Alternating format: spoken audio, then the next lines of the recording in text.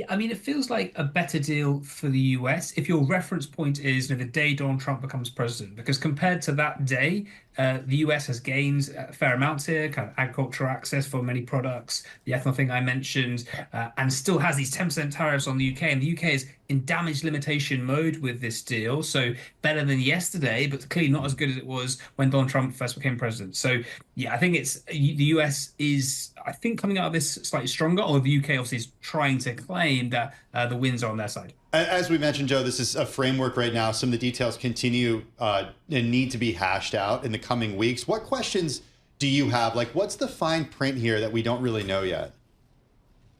So the UK said that this, for them, is really a starting point, if anything. And there's still much more to happen when it comes to negotiations. There are things like the digital services tax, which the US wants to see reduced. It's disliked by the likes of Facebook, Google. Indeed, Elon Musk really dislikes that tax. That could form part of a digital agreement that's still to be negotiated, the UK has said. And there's also other tariff lines which the UK would like to see removed, but that's subject to further negotiation. The pharmaceutical sector, for example, very important to the UK. There wasn't explicit reference to that in the agreement today, so we'll just have to see what happens there on tariffs. So there's still much more to come here. President Trump was trying to say this is full comprehensive, we've maxed it out, and the UK was saying, well, actually, there's still a lot we still want to talk about here, but we'll play nicely for today.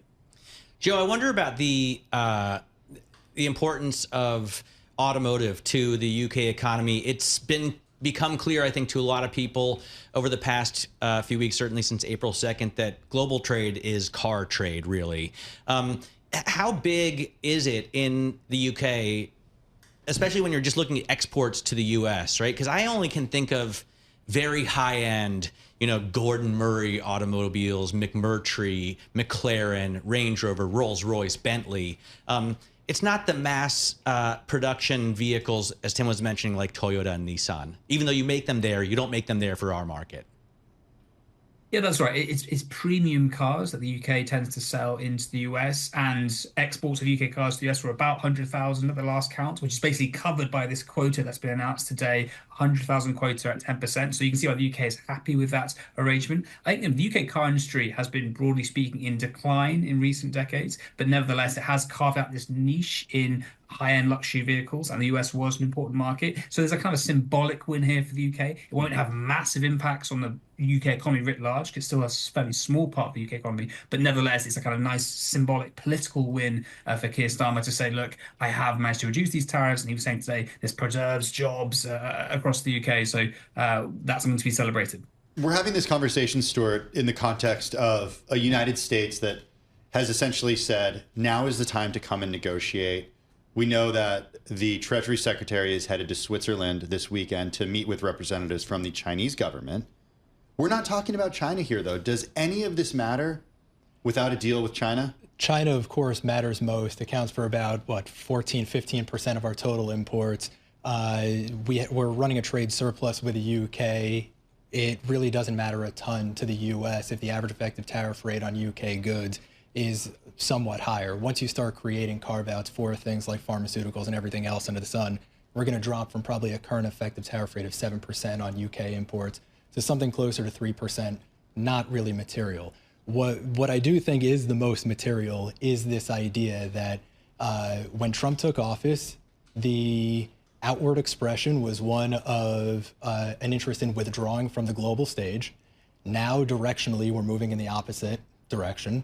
We've had public statements from folks like Bessent and everybody else saying that 145% effective rate on China is not something that's sustainable or that can remain in perpetuity.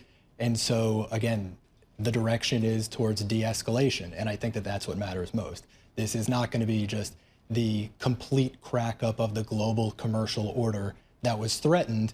There will be a turning of the tide and a bit of a shifting, but we knew that that was going to be the case with friendshoring and onshoring, as opposed to retaliatory or reciprocal tariffs being the terminology of the day. We knew this was going to be the direction under Trump. By the way, I forgot to tell everyone Happy VE Day, because it is May 8th, right? It's Victory in Europe Day. Joe, happy VE Day. Thank you. What do we know about the European Union? I mean, the US-UK agreement has been the main headline, but we've got another flurry of trade headlines with Gulf sovereign wealth funds, with critical minerals deal in Ukraine, and the EU talking about tariffs on $95 billion of U.S. exports. What do we know about the EU deal?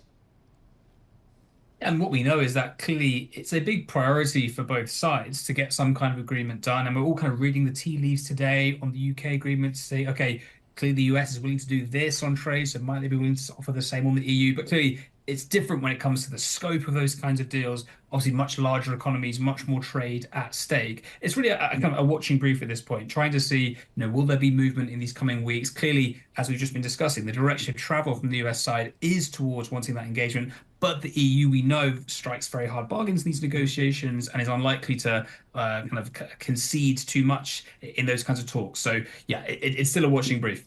Joe, a lot of questions about the status of American beef going to the UK.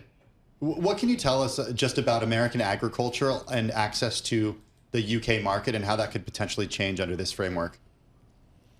Yeah, so this has been one of the biggest sticking points in the UK-US trade talks historically. It's one of the reasons why it's been difficult to get a kind of big, comprehensive free trade agreement in recent years. I mean, what's happened here is that the UK has said, yes, we will allow for the import of US beef, but on the condition that it reaches UK food standards. Now, those food standards are standards that the US has long criticized as being ascientific and unnecessary, but in the UK, they are seen as exceptionally politically important. And we're talking here about things like hormone-treated beef. Mm-hmm. And indeed, for the UK, it's very important to maintain those standards if they want to do a deal with the EU, because the EU is particularly hot on having those standards upheld. So what the UK has done here is kind of walk that tightrope and kept open the option for deals with the EU by keeping that restriction in place, but nevertheless giving the US a win by saying you can import some beef into the UK now, much lower tariffs and so on under a quota, but just not hormone-treated beef. So you can see why it's a kind of a halfway house.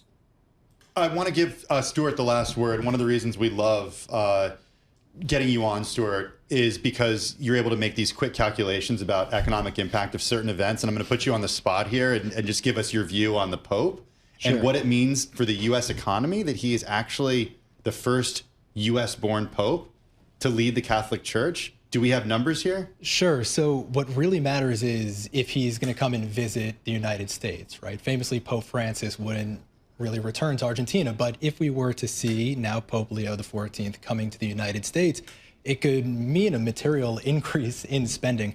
If we're just extrapolating based on the economic activity boost from, let's say, Francis's visit to Philadelphia or Seoul in 2014 and 15, and just adjusting for inflation and accounting for what the impact would be if the Pope visited, say, Chicago, his hometown, you could expect about $1 billion in additional economic activity.